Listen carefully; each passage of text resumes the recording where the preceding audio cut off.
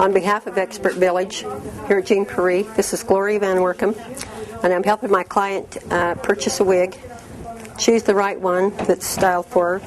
What I'm going to do now is I've taken you through a couple of steps showing you how to put the wig on, how to brush it, take it away from your face. Now what I want to do is I want my client to put the wig on herself so she can be comfortable with it. So I'm going to take this wig off and I'm going to show you how to put it on, and let's see if you can do that. So you just take the wig like I showed you how to put it on, and let me see if you can put that on.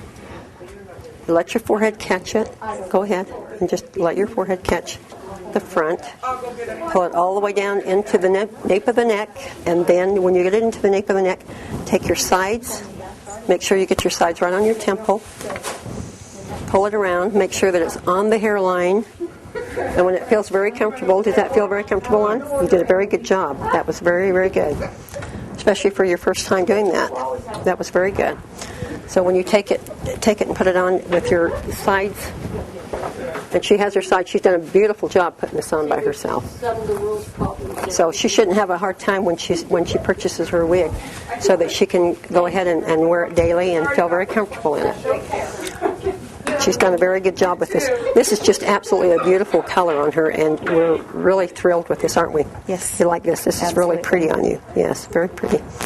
So this is going to be a wig, one that I think she may choose, but we're going to take you through another step so she can decide what she wants to do.